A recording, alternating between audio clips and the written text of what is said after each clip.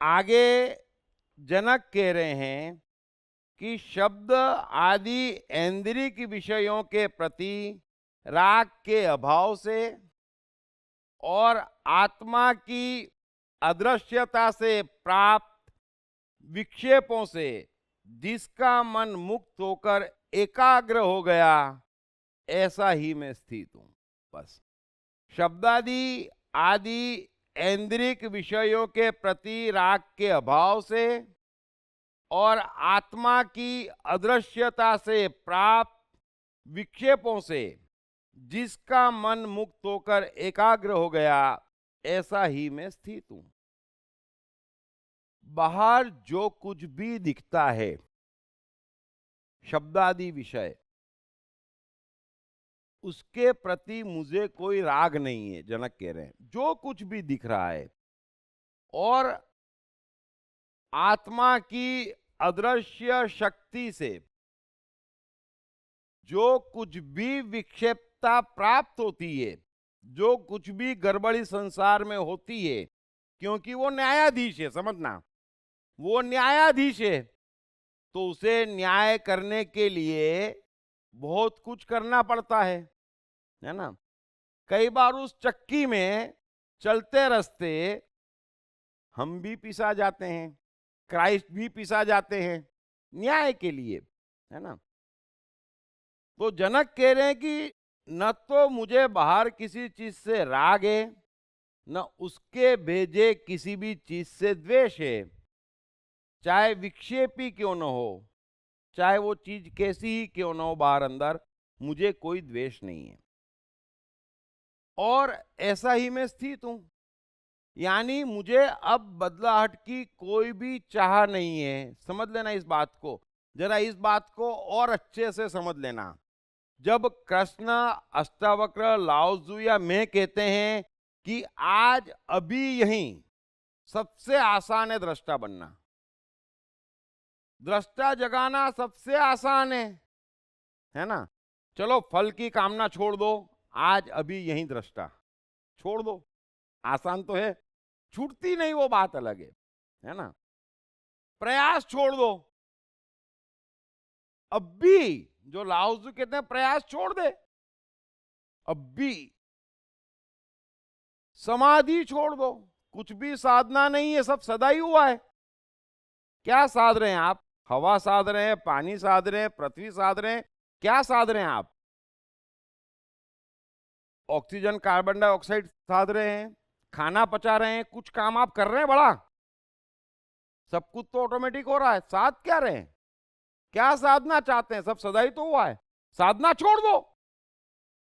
यहां तो ये साधना छोड़ नई नई साधना पकड़ लाते, पांव पे खड़े होने की, भूखे रहने की। अरे जीवन में कुछ नहीं साधना है तो ये साधना, बाप रे बाप, सब सदा ही तो हुआ है।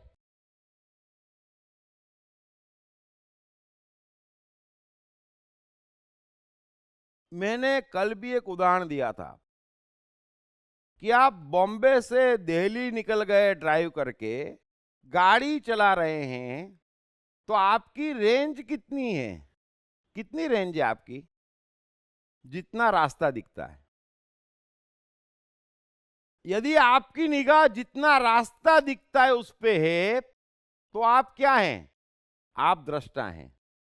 समझ लेना, आप दृष्टा हैं उस क्षण, क्योंकि सीधे रोड दिख रहा है। उसके बाद में आपका क्लच, एक्सीलेटर, ब्रेक, स्टीयरिंग सब अपने आप जाता है, आपको मालूम ही नहीं पड़ता कब दिल्ली आ गए। बीच में एक बार भी बुद्धि लगाना नहीं है, सोचना भी नहीं है, पॉज भी नहीं है। इसमें से कुछ आया तो गए, है ना। यदि पॉज आया, ध्यान हटा, उसके आगे पीछे सोचा तो गए, वरना कहीं नहीं, सीधे पहुंच जाते आप। बरोबर है, ये तो बराबर बात है। और आत्मा की विक्षेपता का अर्थ है खड़ी गाड़ी में ट्रक चढ़ जाती ना। अब हमारा कोई फॉल्ट नहीं है, ऐसा हम सोचते हैं, लेकिन वो न्यायाधीश ज्यादा जानता है। तो जनक कह रहे हैं कि उससे भी मुझे कोई एतराज नहीं है। जो दिखता है बस सो दृष्टा का अर्थ क्या है, इस बात को समझना। फिर मैं एक उदाहरण देता हूं, क्योंकि बड़ी गलतफहमी है दृष्टा को लेकर, और इतना अज्ञान फैलाया गया है कि इतने धार्मिक लोग हैं, इतने दृष्टा हैं, और इतने लोग दृष्टा के निकट हैं, राह पकड़ते हैं। मैंने तो ऐसे ऐसे देखे हैं कि इसका 20 दृष्टा जागा हुआ है और 6 महीने बाद आता है तो 5 हो जाता है। वो जने कौन कौन सी समाधियों के रास्ते लग जाता है, उल्टी राह पकड़ लेते। हर कोई उल्टी राह पकड़ रहा है, अधर्म को धर्म माने जी रहा है और उल्टी राह पकड़ रहा है बेमतलब। सो दृष्टा का अर्थ क्या होता है कि बुद्ध ने राजमहल छोड़ा, निकल गए, काफी धार्मिक विद्या करी, कोई काम नहीं आई, वो भी छोड़ दी, बैठ गए, ज्ञान हो गया, बरोबर है, ज्ञान हो गया तो उन्होंने कोई भी धार्मिक विधि करने का नहीं कहा, क्योंकि उससे ज्ञान नहीं हुआ, उन सबका विरोध किया। अब घूमते घूमते एक दिन अपने राज्य में पहुंचे तो पत्नी ने कहा कि आपको क्या मिला? वो तो मैं नहीं जानती, लेकिन क्या आप यहां पर रहते तो आपको वो नहीं मिलता? तो बुद्ध ने कहा जरूर मिलता, पहले मिलता, अच्छा मिलता, कोई दिक्कत नहीं थी, लेकिन उस समय ये चीज मालूम नहीं थी। ये बात भी समाप्त हो गई। फिर पत्नी ने कहा कि कोई बात नहीं, अब मिल ही गया है तो यहां रुक जाओ, अब महल लौट आओ। तो बुद्ध ने क्या कहा ये समझना। बुद्ध ने कहा कि जो मिला है वो ठहराव है ना, तो जहां मिला वहां ठहर गया हूं। मिला, मैं ठहर गया। अब उस समय में जैसा था, जो मेरे पास था, उसमें छेड़खानी बंद कर दी। मिला क्या? एक शिक्षा कि कोई भी छेड़खानी नहीं करनी है। बस आप भी ये तय कर लो, कोई भी छेड़खानी नहीं करनी है। तो जैसे आप और जो आपके पास है, आप परमात्मा हो तो गए, बस। लाओ त्जू का एक सूत्र है कि आप विश्व सुधारना चाहते हैं, क्या आप अपना विश्व सुधारना चाहते हैं, तो उसके साथ छेड़खानी बंद कर दीजिए, बस वो सुधर जाएगा। अरे ऐसा सुधरेगा, कहां से कहां पहुंच जाएगा? छेड़खानी बंद कर दीजिए, बस इतनी सी तो बात है। तो बुद्ध ने कहा कि अब तो जहां ठहर गया वहां ठहर गया। अब कल फिर कोई हवा बदलाव ला दे और मैं इधर का रुख कर ही दूं तो बात अलग है। आज तो हवा नहीं बह रही है, इसलिए मैं नहीं आ सकता। तो थोड़ा समझना, यदि बुद्ध को राजमहल में अष्टावक्र मिल जाते तो वे उसी रूटीन में ठहर जाते। फिर जो कुछ भी बदलना है आवश्यक होगा, तब तब उतना परमात्मा बदलेगा, ऑटोमेशन अपने आप बदलेगा। ये इन दोनों का काम है, मेरा काम नहीं है, मेरी दखलंदाजी नहीं है। मैं ठहर गया, बस इतनी सी तो बात है। आप ठहर जाओ, उतनी ही आपकी सत्ता है, उतनी ही आपकी रेंज है। वही सत्य है, वही परमात्मा है। यह पल जो है, इस पल में मेरे मन में जो कुछ भी है और मेरी दुनिया में जो कुछ भी है, इस पल में मैं बोल रहा हूं और मेरे सामने आप लोग बैठे हैं। इतनी सी दुनिया है और मैं यहां ठहर गया हूं, बस समझ लेना इस बात को। इतनी सी दुनिया है, इसके बाहर की कोई भी दुनिया इस समय मेरे अस्तित्व में नहीं है, और अस्तित्व में नहीं है इसीलिए मैं बोल रहा हूं। अस्तित्व में आएगा तो चेहरे पे आएगा, शब्दों में आएगा, भाव में आएगा, आवाज में आएगा। मैं यहां से चला जाऊंगा। पढ़िए बेस्ट सेलिंग लेखक दीप त्रिवेदी की नई किताब साइकोलॉजी ऑफ कंफ्यूजन, कंफ्यूजन से क्लैरिटी तक की यात्रा। ये किताब अंग्रेजी, हिंदी और गुजराती में सभी प्रमुख बुक स्टोर्स और ई कॉमर्स साइट्स पर उपलब्ध है। फिर बात में दम नहीं बचेगा, समझ लेना इस बात को। सो इतनी सी दुनिया है और इस वक्त क्या करना उसका मुझे ज्ञान है। हर एक को यहां पर इस पल क्या करना उसका ज्ञान है। एक बार आप ठहर जाओ। इसके पीछे का घर में पत्नी है, जू पे घर है, ये ऑफिस है, अरे नहीं है। बताओ ऑफिस है तो कहां इस समय यहां पर है? इस समय मेरे पास कुछ भी आ सकता है, नहीं आ सकता है, फिर भी मैंने अस्तित्व में डाला हुआ है। ये मेरा ज्ञान है। आ नहीं सकता, मेरा है नहीं, फिर भी मैंने कचरा डाला हुआ है। और कचरा डालते ही क्या होता है? बोल नहीं सकते। कचरा बाधा पहुंचाएगा। जैसे आप गाड़ी चला रहे हैं तो जितना रास्ता दिख रहा है उससे ऊपर का कोई भी ज्ञान रोड के प्रति होगा तो आपकी गाड़ी नहीं चलेगी। और ज्ञान आपको सिखा रहा है कि आगे 3 किलोमीटर बाद एक ट्रक आएगी। 3 किलोमीटर बाद ट्रक कब आएगी? आ सकती है, किसी को पता है? आप कहेंगे ये आदमी पागल है। अरे जैसे गाड़ी के मामले में पागल है वैसे जीवन के मामले में पागल है। आपका ज्ञान क्या है? आगे 3 किलोमीटर बाद ट्रक आएगी, तब ब्रेक मारना।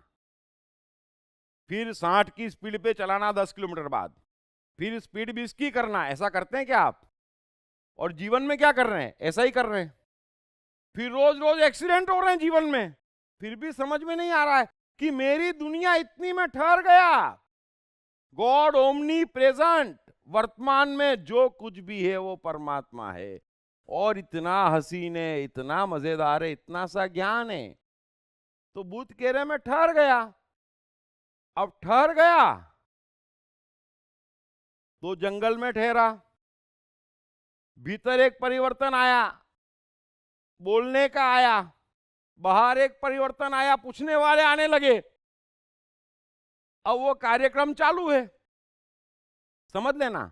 अब कभी भीतर से आ जाएगी बोलना ही नहीं है, भीतर से आ जाए वापस महल जाना है तो आ जाऊंगा, मुझे कोई एतराज थोड़ी है। लेकिन वो भीतर होना चाहिए मेरे ऑटोमेशन में। जो जनक कह रहे हैं उस बात को समझना, जो मैं समझाना चाह रहा हूं वो समझना। इतना सा ज्ञान है, इतनी सी आपकी रेंज है, और जो आपको इस पल करना है उसका ज्ञान उपलब्ध है। उससे ऊपर का कुछ भी ज्ञान है तो आप मरे हुए हैं, ऑटोमेशन से टूट गए। अभी मैं बोलना बंद करूंगा हैं तो अपने आप कुर्सी से उठूंगा, अपने आप केबिन में जाऊंगा, आप लोग भी अपने आप जाएंगे। उतना सा ज्ञान है। फिर वापस आ गए, उतना सा ज्ञान है। फिर यहां खत्म हुआ, सबको ज्ञान है किसकी गाड़ी कहां खड़ी और कैसे घर पहुंचना है, उतना सा ज्ञान है। फिर घर पहुंचे तब देखेंगे। अब आप तो तय करते, घर पे पत्नी पीली साड़ी पहन के मेरा इंतजार कर रही होगी, तय करके रखते आप लोग, और वो लाल साड़ी में बेलन लिए खड़ी है। तो सब गड़बड़ हो जाती। अरे भाई उतना सा ज्ञान है। अब वो पीली साड़ी में मिलेगी तो कैसे डील करना, और लाल साड़ी में मिलेगी तो कैसे डील करना, उस समय देखना। उतना ज्ञान उस समय मिल जाएगा। तो जो जो है वो ज्ञान उपलब्ध होता जाता है। ऑटोमेशन ज्ञान ही है। उसके आगे का, अब पत्नी बेलन लेके खड़ी है या हार लेके खड़ी है, बताओ उससे कैसे निपटना? किसी शास्त्र में लिखा है? कोई पूजा पाठ मंदिर मस्जिद उसमें काम आएंगे? नहीं, उसमें तो आपका ऑटोमेशन ही काम आएगा। तो उतना ज्ञान आपको है। फिर आप कहेंगे नहीं नहीं नहीं नहीं नहीं, मैंने तो 7 सोमवार किए हैं, बेलन हार में बदल जाएगा। ऐसा कुछ होने वाला नहीं है। उस समय तो आपके गट्स ही काम आएंगे। सो थोड़ा सा समझना कि हम ठहर गए, अपने आप जाएंगे, और जितना दिखेगा उतना ज्ञान है। थोड़ा सा एक बार कोशिश करें, जीवन को यहां से खुलने दे, ठहराव से जीवन को परमात्मा को खोलने दो। आप ठहर गए तो मन बुद्धि इंद्रियां, ये जो हमारे 5 है ना, उसके थकी परमात्मा खोलता चला जाएगा, हमको बनाता चला जाएगा। उतना ज्ञान हमारे पास रहता है, रहता है और रहता है। सो जो अष्टावक्र कह रहे हैं कि अविद्या असत्य है, किसी मनुष्य को ज्ञान नहीं है, ये असत्य है, तो जनक तू क्या जानना चाहता है? और जनक यही कह रहे कि मुझे भी ज्ञान है, मुझे ज्ञान हो गया, मेरे मन में है और वो बाहर उपलब्ध है, मुझे किसी ज्ञान की आवश्यकता ही नहीं थी। है, ये समझ गया। अब तक समझ रहा था कि मैं गलत रास्ते हूं, बस यही तो गलत फहमी थी। अब समझ गया कि मैं सही रास्ते हूं, बस। कितनी सी बात है, जहां हो जैसे हो, एक बार ठहर जाओ और उतना ही देखो, बस। इसमें कोई गड़बड़ है नहीं है, बस छोड़ो, वहां से खुलता चला जाएगा। और आज मैं तरह तरह से समझाने की कोशिश करूंगा कि दृष्टा क्या होता है, जीवन कैसे खुलता है, और कैसे हम महान से महानतम हो सकते, सुखी और सफल हो सकते। सो इसमें एक चीज और समझना, जो जनक कह रहे हैं कि मेरा मन एकाग्र हो गया, कॉन्संट्रेटेड हो गया। अभी समस्या क्या है? आपका कर्तापन मजबूत है बाहर के ज्ञान के कारण, इस वजह से मन में द्वंद्व है, भ्रम है, क्या करूं, क्या करूं, क्या होगा, क्या नहीं होगा। ये सारे सवाल जो भी क्या से शुरू होते हैं, वो इस बात का सबूत है कि आप अधार्मिक हैं, और कोई सबूत नहीं है। कोई मंदिर जा रहा है, मस्जिद जा रहा है, ये हिंदू है, ये मुस्लिम है, ये कोई सबूत नहीं है धार्मिकता अधार्मिकता के। धार्मिकता अधार्मिकता का सबूत है कि आप कंफ्यूज है, बस। कृष्ण गीता में कहते हैं कि अर्जुन तू भ्रमित है, और भ्रम एकमात्र पाप है। ऑटोमेशन को भ्रम नहीं है, आपको भ्रम है। क्या भ्रम है? बताइए मुझे, क्यों भ्रम है? इतना ही दिख रहा है, उसमें क्या भ्रम है?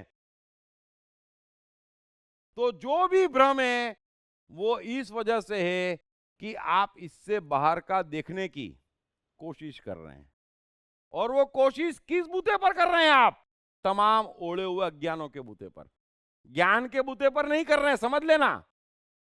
फिर स्वर्ग मिलेगा, नरक मिलेगा, वो तो जनक अष्टावक्र अच्छे समझाएंगे क्या मिलेगा।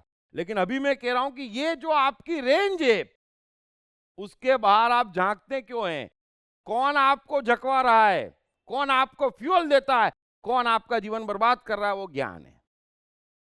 और पूरी गीता, पूरा अष्टावक्र, पूरा लाओजू, 3 ही ग्रंथ है जो सीधी बात है कि इतनी तेरी रेंज है, बस।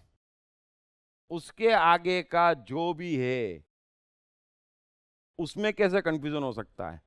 कृष्ण अर्जुन से यही तो कह रहे हैं कि तू देख तेरी रेंज क्या है, सामने युद्ध है, न तेरी सेना पीछे हटने वाली, न कौरव की सेना पीछे हटने वाली। 10-20 मिनट की बात है, युद्ध शुरू हो जाएगा। तू भागने की बात कर रहा है, तेरे को भागता देख के सबसे पहले मार डालेंगे कि फसाद की जड़ खत्म हुई। कौन भागने देगा तेरे को? कोई भागने देता है? तेरे भाई बंधु तेरे भरोसे आए हैं, अब तू कंफ्यूज है।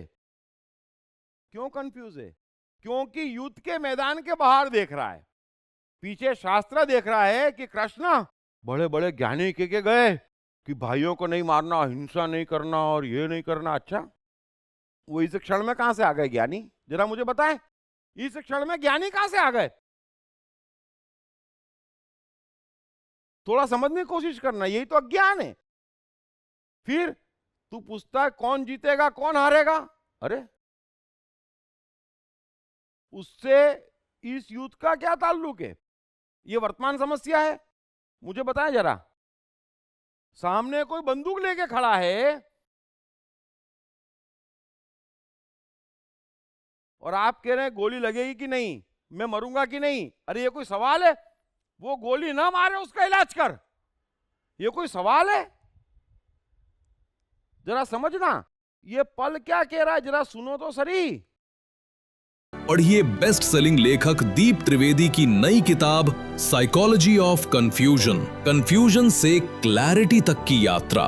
ये किताब अंग्रेजी, हिंदी और गुजराती में सभी प्रमुख बुक स्टोर्स और ई कॉमर्स साइट्स पर उपलब्ध है। सो इस पल के बाहर आपको जो झांकने के लिए उकसा रहा है वो क्या है? वो आपका ज्ञान है। और ज्ञान कैसा है कि यहां से दिल्ली जा रहा हूं और पूरा रास्ते का नक्शा बना रखा है कि 20 मिनट बाद 28 की स्पीड पे, 40 मिनट बाद ब्रेक मारूंगा, अरे, और 80 मिनट बाद 100 की स्पीड पर दौड़ाऊंगा, अरे सामने ट्रक आएगी 80 मिनट बाद तो भी दौड़ाएगा क्या? बोले हाँ, लिख के लाया हूं, पूरा ब्रिलियंट हूं, ज्ञानी हूं। और फिर दे धन ट्रक में घुसड़ देते अपने जीवन की गाड़ी। फिर कहते प्रभु मैं तो सब अच्छा कर रहा हूं। अरे प्रभु कह रहा नक्शा क्यों बना रहा है? मैं ज्ञानी हूं, तुझे ज्ञान दिया है, हर पल बताते रहूंगा क्या करना, पल के बाहर मत झांके, बस ठहर जा पल में। फिर उसमें चुनाव मत करे, भेद मत करे कि मैं ऐसा हूं। अरे तू परमात्मा है, मैं ऐसा हूं की बात ही कहां से आ गई? ये भी नया नया ले आते, परमात्मा ऐसा नहीं होता, परमात्मा वैसा नहीं होता। ये तो अच्छा है कि हिंदू धर्म पुराना है, एक से एक ज्ञानी है, सो एक से एक परमात्मा उन्होंने बना दिए कि वो कैसा भी हो सकता है। तुम क्यों चिंता करते हो? वो कैसा भी हो सकता है, ये तुम्हारी चिंता का विषय नहीं है। तुम्हारा ऑटोमेशन जैसा भी है वो परमात्मा ही है, तुम्हारी चिंता का विषय नहीं है। इसलिए ये भी भूल जाओ धार्मिक ऐसा होता, धार्मिक ऐसा नहीं होता, परमात्मा ऐसा होता, परमात्मा वैसा नहीं होता। अरे कृष्ण अष्टावक्र बार बार कह रहे हैं कि ना पाप ना पुण्य ना अच्छा ना बुरा ना धर्म ना धर्म, ये सब नहीं देखता परमात्मा। ये तुम लोग देखो, ये धर्म है कि नहीं, ये पाप है क्या? अरे होगा, ऑटोमेशन में है ना, बस निगाह यहां पे रखो, कभी पाप नहीं होगा, कभी गड़बड़ नहीं होगी। सो इन सब चीजों को भी हटाओ, फिर ले आते मेरे को ऐसा होता है, हाँ? तो बाहर ऐसा है, तो जो बाहर है जो भीतर है उसमें ठहर जाओ, बस वो दोनों परमात्मा है।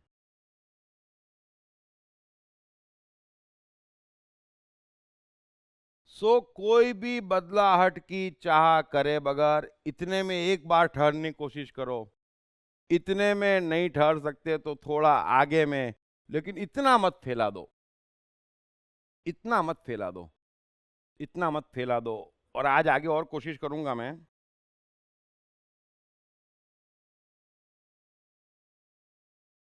सो मन को एकाग्र, यानी अब मन में कोई भी भ्रम नहीं है। मैं गाड़ी चला रहा हूं तो मेरी बुद्धि, मेरा अहंकार, मेरा शरीर, मेरा मन, मेरी इंद्रियां सब एक साथ गाड़ी चलाने में लगा हुआ है, मन में कोई भ्रम नहीं है। आज की तारीख की आपकी समस्या ये है कि मन कुछ कहता है, इंद्रियां कुछ कह रही है, बुद्धि कुछ कह रही है, अहंकार कुछ कह रहा है, और इस वजह से भ्रमित हुए पड़े हैं, कंफ्यूजन है कि क्या करें, क्या अच्छा, क्या बुरा, क्या पाप, क्या पुण्य। ये सारा अज्ञान है। एक पल में निगाह डालो, उस पल में कभी कोई कंफ्यूजन नहीं है। इस पल क्या करना, उस बाबत कंफ्यूज हो ही कैसे सकता है मनुष्य, मुझे ये बताएं। और आज मैं वही समझाने की कोशिश करूंगा। कंफ्यूज हो मतलब अधार्मिक को मरने वाले हो। पल भर को कंफ्यूजन का कारण ही कहां है? सवाल पूछने की बात ही कहां पैदा हो रही है? सोचने में कितनी बार कहता हूं मनुष्य सोच कैसे लेता है? सोचने का अर्थ है पॉज, है ना? आपने ठहरा दिया अपने आप को, अपने जीवन को। अब सोचा इसका मतलब आप अधार्मिक हैं? बस सोचने की जरूरत कैसे आन पड़ी इतने खूबसूरत ऑटोमेशन में? अरे पृथ्वी एक क्षण को सोचने के लिए रुक गई ना तो खलास हो जाएगा खेल। अगले 5-10 अरब वर्ष इंतजार करना पड़ेगा फिर मनुष्य पैदा होने में। एक क्षण सोचने में इतना नुकसान, तो कितना सोचते हैं यहां? तो भ्रम पकड़ लेना, कंफ्यूजन। कंफ्यूजन है, मन में सवाल है, तो कहीं ना कहीं गड़बड़ है। ज्ञान इतना सा है और वो ज्ञान हमको मालूम है, इतना हमको दिखता है, उतना ही ज्ञान है, उतना ही परमात्मा है। वो पूरा का पूरा परमात्मा है और उस क्षण क्या करने का कंफ्यूजन ही नहीं है, वो हो ही जाएगा। फिर ऐसा करते करते एक दिन ऑटोमेशन में आ जाओगे, सब अपने आप होगा और आपको लगेगा हाँ यार मैं तो कुछ कर ही नहीं रहा हूं। जो इन्होंने कहा ये बहुत बड़ा अनुभव है और ये सत्य है। आप सोचते हैं, आपको ये नहीं समझ में आता कि कोई पार्सल भेजता है ना। सुन लेते हैं कि ऊपर वाला जब भी देता छप्पर फाड़ के देता। अच्छा, तो भी श्रद्धा और सबूरी क्यों नहीं रखते? दिन भर उठापटक मचाए हुए हैं, क्यों? क्योंकि ऊपर वाले पे विश्वास नहीं है। बस इतनी सी तो बात है। वो जब भी देता छप्पर फाड़ के देता। अरे एडिसन को आविष्कार देता, आइंस्टाइन को E=mc² का सिद्धांत देता, जो इस दुनिया का सबसे बड़ा सिद्धांत है। कितने वैज्ञानिक काम कर रहे थे, वैज्ञानिकों की टीम काम कर रही थी टाइम एंड स्पेस का सिद्धांत खोजने के लिए, और महाराज आइंस्टाइन शांति से बैठे थे। अंदर भेज दिया था, आप भी अंदर भेज दो। अंदर परमात्मा है कि परमात्मा टाइम एंड स्पेस का सिद्धांत खोजना है, लग जा काम पे। परमात्मा लगेगा काम पे, वो खोज के लाएगा। और आइंस्टाइन ने क्या किया? अचानक पेपर मांगा एक दिन, पेपर लाओ, पेन लाओ, ठक, और लिख दिया E=mc²। और एक सिद्धांत से कब चंद्र ग्रहण होगा, कब सुनामी आएगा, मंगल कितनी दूर है, किसमें कितनी गैस है, कौन कब पैदा हुआ, कौन कब खत्म होगा, 10 लाख वर्ष पहले मंगल पे क्या था और 10 करोड़ वर्ष पहले मंगल पे क्या था, वो भी पता चल गया। तो क्या समझते हैं आप? जो इन्होंने बोला बड़ी बात है। कहा हम तो बुद्धि लगाओ मेरे, अरे पर क्या कर रहे हो? जरा समझो चमत्कारों को। वो चमत्कार कोई उंगली पे पहाड़ उठाने वाले नहीं है, ये चमत्कार कार्य में झलकते हैं। वरना चमत्कार भी ऐसे ऐसे ढूंढ के ले आते, है ना। उंगली पे पहाड़ उठाया होता तो अर्जुन पहले ही अध्याय में कह देता मैं कुछ सुनना नहीं चाहता, ये उठाओ पहाड़ और डाल दो कौरवों पे। तो अर्जुन को नहीं मालूम पड़ा कि कृष्ण ने पहाड़ उठाया था और आज सबको मालूम पड़ गया। यही हमारा ज्ञान है, समझ लेना इस बात को। हमारा ज्ञान कितना है। और ये दे कौन रहे हैं? जिनको दुकान चलानी है। अर्जुन कृष्ण की एक बात नहीं मान रहा है और हमारे पास ऐसा ज्ञान है कृष्ण के बारे में कि इतने चमत्कारी। अरे तो फिर कृष्ण की बात अर्जुन तुरंत मान जाता। वो तो कहता बस एक चमत्कार दिखा दो, मुझे युद्ध करने कहते ही क्यों हैं, आप ही निपटा दो इनको। लेकिन कृष्ण की हकीकत वैसी नहीं है, किसी की भी हकीकत वैसी नहीं है, बिल्कुल नॉर्मल है। कृष्ण यहां आकर बैठ जाएंगे तो फर्क क्या है? रत्ती भर फर्क नहीं है हमारे और कृष्ण में। इतना ही फर्क है कि वो दृष्टा है, वो अपना रोल निभा रहे, कंफ्यूज नहीं है ना। इसलिए उनमें अपार शक्तियां हैं। एडिसन भी कंफ्यूज नहीं है, आप भी कंफ्यूज मत रहें, तमाम शक्तियां आ जाएगी, लेकिन उंगली पे पहाड़ उठाने वाली नहीं आएगी, है ना। सो थोड़ा सा क्लियर रहें, बिल्कुल स्पष्ट रहें। ये हवाई बातें, ऐसी बातें, इन चक्करों में क्या पढ़ना, आप समझदार लोग हैं।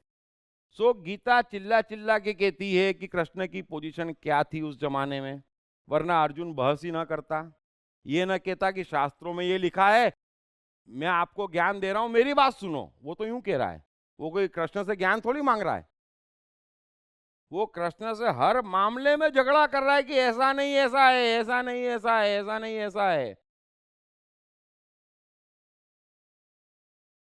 सो इन लोगों ने ऐसा कर दिया है कि बुद्ध है, अरे तो क्या हो गया, क्या हो गया और क्या कर लेंगे। इसीलिए तो कृष्ण कहते हैं कि मनुष्य आप अपना मित्र, आप अपना शत्रु है। बुद्ध कहते हैं अपने दीप खुद बनो। तो वो यही कह रहे हैं कि हम कुछ नहीं कर सकते, हम भी वैसे ही हैं जैसे आप है।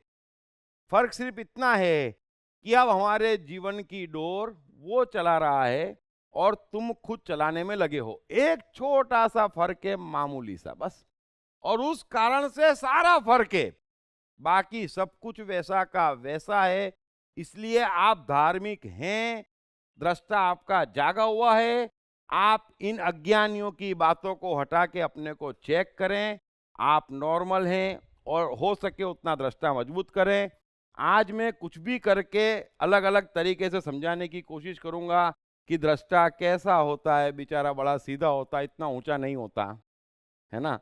ऊंचा बना बना के हम फंस गए हैं, और इसलिए धार्मिक लोगों को मालूम नहीं पड़ रहा है कि वो धार्मिक है। जैसे इन्होंने कहा, ये बहुत बड़ा गुण है। ये जितने संत होने का दावा करते हैं, इनमें से 200 को नहीं मालूम है कि वो बेचता है, इनको अनुभव है। तो ये धार्मिक है ना। हम सभी धार्मिक हैं। दिक्कत क्या है कि धर्म के जो गुण बताए जा रहे हैं वो अधर्म के गुण हैं, वो हमारे में है नहीं। और जो वास्तविक गुण है वो हमारे में है, लेकिन हमको पता नहीं है कि ये धार्मिक गुण है। और वही मैं दूर करना चाहता हूं। पूरी कोशिश मेरी लगातार वही रहती है, आपको विश्वास दिलाने की कि आप धार्मिक हैं। अब धार्मिक होने का प्रयास करेंगे तो अधार्मिकता बढ़ती चली जाएगी। वही अष्टावक्र गीता का सार है। तो 20 मिनट का ब्रेक लेते हैं, क्योंकि रोज 10-15 मिनट कहता हूँ और 20-25 मिनट का ब्रेक हो जाता है। So let me repair my self, है ना। Thank you very much.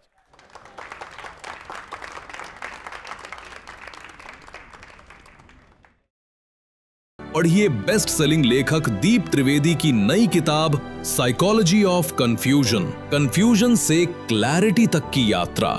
ये किताब अंग्रेजी, हिंदी और गुजराती में सभी प्रमुख बुक स्टोर्स और ई-कॉमर्स साइट्स पर उपलब्ध है।